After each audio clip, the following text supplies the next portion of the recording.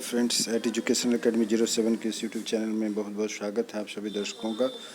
आज हम अपने दर्शकों के साथ जो विशेष करके चर्चा करने जा रहे हैं वह है कि प्रधानाध्यापक तथा प्रधान शिक्षक भर्ती के लिए आवेदन कब तक होंगी, क्या क्या उसके कंडीशंस होंगे, किस तरह की परीक्षाएं होंगी, कहाँ नेगेटिव मार्किंग होगी, कैसे सिलेक्शन की प्रक्रिया है, कितने सीट्स हैं, इन सभी बातों पर हम लोग चर्चा करेंगे।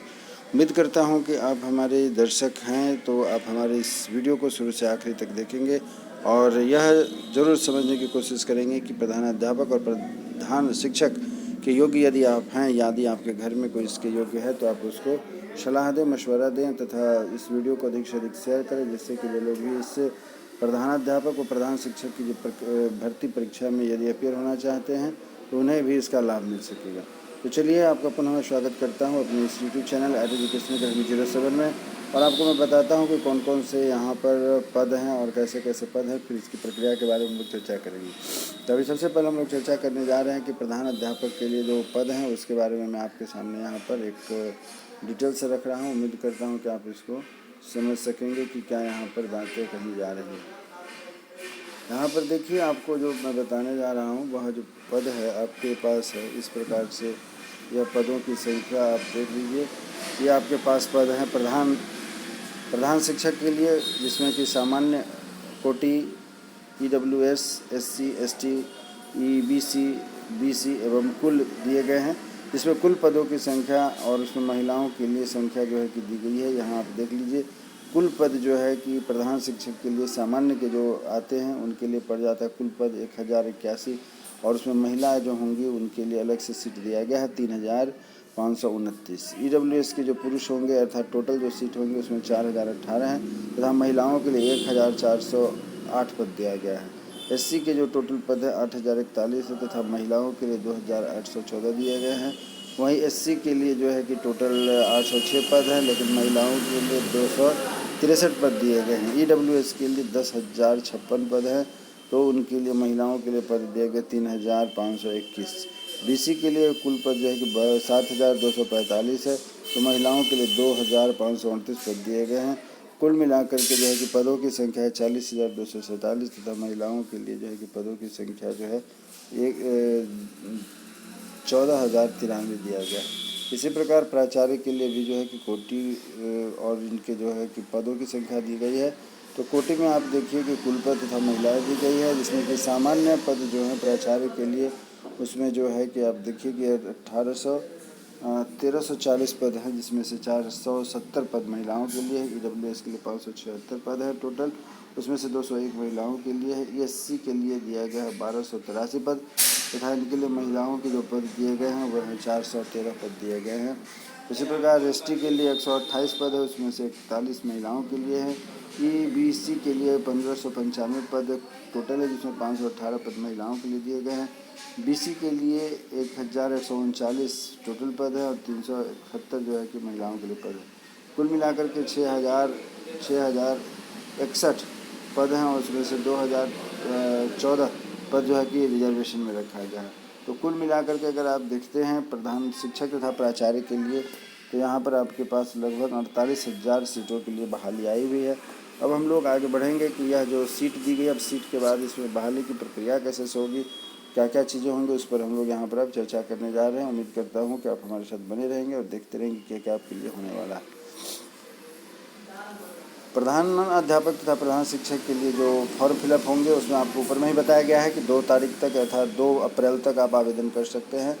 आगे सुनिए कि क्या कहा गया कि राज्य भर के विद्यालयों में प्रधान अध्यापक और प्रधान शिक्षकों की नियुक्ति के लिए आवेदक 2 अप्रैल तक कर सकेंगे। BPSC के माध्यम से शिक्षा विभाग तथा अनुसूचित जाति जनजाति कल्याण विभाग के अंतर्गत उच्च माध्यमिक विद्यालयों में प्रधानाध्यापक के 6,061 पद और शिक्षा विभाग के प्राथमिक विद्यालयों में प्रधान शिक्षकों के लिए 40,247 पदों पर नियुक्ति होनी है। दोनों ही पदों में महिलाओं के लिए 35% सीटों को आरक्षित किया गया है। प्रधान शिक्षकों के लिए पहले भी परीक्षा हुई थी, पर इसमें ज़्यादा शिक्षक सफल नहीं हो सके थे, सिर्फ 461 ही कामयाब हुए थे। पुनः ली जा रही इस परीक्षा के लिए आवेदन की प्रक्रिया जारी है। वहीं प्रधानाध्यापक के लिए आवेदन सीटों के लिए 4 गुना अधिक हुआ है। क्या कहा गया, ध्यान से सुनिएगा। यहाँ पर प्रधानाध्यापकों के लिए जो सीट दिए गए हैं, यहाँ देखिए आपको क्या कहा जा रहा है। यहाँ आप इस चीज़ को देखिए कि क्या कही जा रही है, इस बात को आप देखिए। क्या कहा जा रहा है कि प्रधानाध्यापक के लिए आवेदनों की सीट जो 4 गुना बढ़ा दी गई है तथा आयोग ने वेबसाइट जो है उस पर निर्धारित कर दिया गया है कि जहां से आप इस फॉर्म को आवेदन कर सकते हैं www.bpsc.bih.nic.in। इन पर दोनों ही पदों पर नियुक्ति प्रक्रिया की विस्तृत जानकारी अपलोड हो रही है, हो सकती है, इसको आप देख सकते हैं।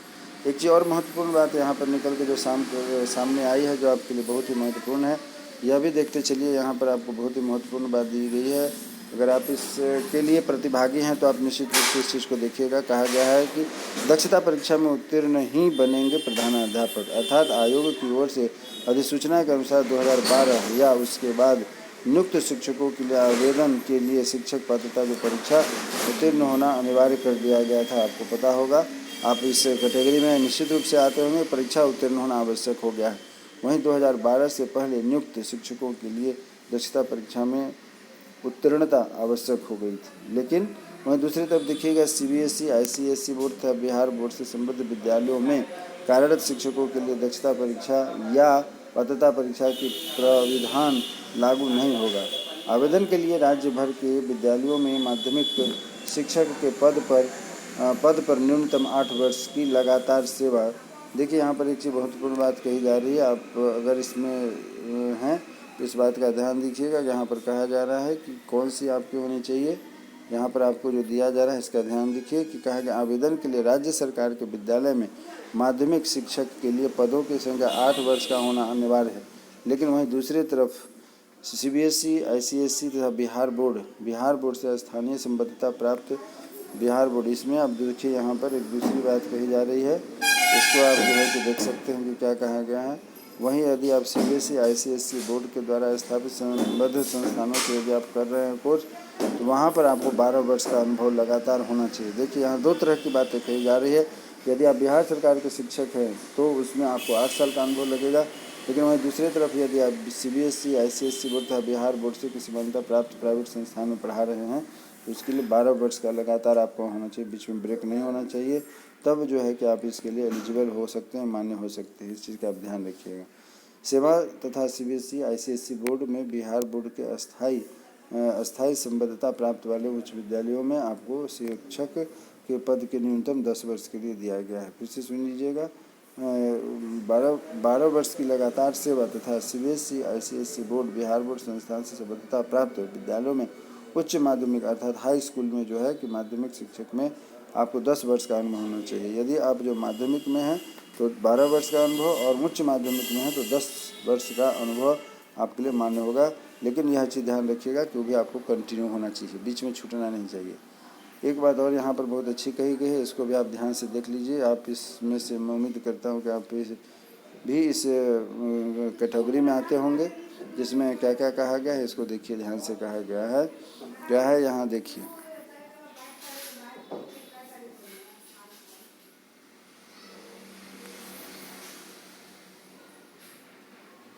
नेगेटिव मार्किंग का प्रावधान नहीं रखा गया। अर्थात जो अगर आप टीचर बनने के लिए, इस हेड बनने के लिए, प्रधानाध्यापक बनने या प्रधान शिक्षक बनने के लिए यदि आप आवेदन करते हैं तो इसकी जो एंट्रांस होगी, टेस्ट होगी, उसमें नेगेटिव मार्किंग नहीं रखेगा। वही कहा गया कि प्रधानाध्यापक के पदों पर नियुक्ति के लिए मेधा सूची लिखित परीक्षा में भाग 1 और 2 में प्राप्त अंक के आधार पर बनाए जाएंगे। 1 और भाग 2 अर्थात 2 पार्ट में इसकी परीक्षा होगी। लिखित परीक्षा जो है कि वस्तुनिष्ठ बहुवैकल्पिक आधारित होगी तथा प्रत्येक प्रश्न के लिए 1-1 अंक निर्धारित किए गए हैं। गलत जवाब के लिए नेगेटिव अंक का प्रावधान नहीं है। लिखित परीक्षा के लिए पूर्ण मूल्यांकन का प्रावधान नहीं है। प्रश्न पत्र का भाग 1 100 तथा भाग 2 के लिए 50 अंक होंगे, अर्थात 150 प्रश्नों के जवाब आपको देने पड़ेंगे। 150 प्रश्नों के जवाब 2.5 घंटे में देने होंगे। अर्थात परीक्षा कैसे होगी, क्या होगी, ये सभी कुछ यहाँ दिया गया है। प्रथम पत्र जो होगा वह 100 नंबर का होगा और दूसरा जो होगा 50 अंक का होगा, अर्थात 150 नंबर का पेपर होगा और आपके लिए 2.5 घंटे का समय दिया, 2 घंटे 30 मिनट, अर्थात 1 मिनट में 1 प्रश्न का जवाब देना है। 250 मिनट में 250 प्रश्नों के उत्तर 150 प्रश्नों के उत्तर देने, माफ़ करिएगा, 150 प्रश्नों के उत्तर देने हैं। 2.5 घंटे में, अर्थात 2 घंटे 30 मिनट में अभ्यर्थी को दिया जाएगा। प्रश्न प्रश्न सामान्य अध्ययन तथा बीएड से संबंधित होंगे। इसमें जो प्रश्न पूछे जाएंगे सामान्य अध्ययन तथा बीएड पर आधारित होंगे। भाग एक सामान्य अध्ययन और भाग 2 जो है प्रधानाध्यापक। भाग 1 में सामान्य अध्ययन तथा भाग 2 में प्रधानाध्यापक के लिए बीएड से संबंधित प्रश्न पूछे जाएंगे।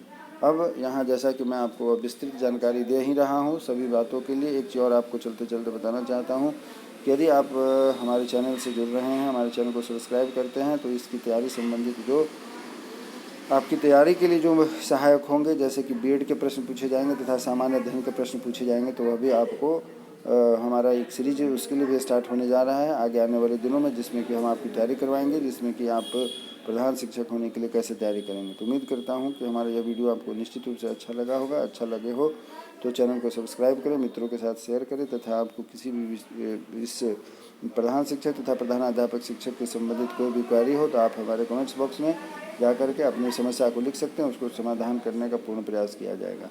आपने हमारे साथ इतना भरपूर समय दिया, आपने यह विस्तृत जानकारी प्राप्त की तथा अपने मित्रों के साथ इस वीडियो को शेयर करेंगे, इससे शुभकामना और मंगल कामना के साथ कि आप सफल हों। हमारी आपकी फिर से मुलाकात एक नए वीडियो में होगी। तब तक के लिए आप हमें इजाज़त दीजिए और हमारे वीडियो का इंतजार कीजिए, जिसमें हम प्रैक्टिस सेट लेकर के आपके साथ आएंगे तथा किन किन मुख्य बिंदुओं पर तैयारी करेंगे। हमारी आपकी फिर से मुलाकात हुई, तब के लिए नमस्कार, जय हिंद।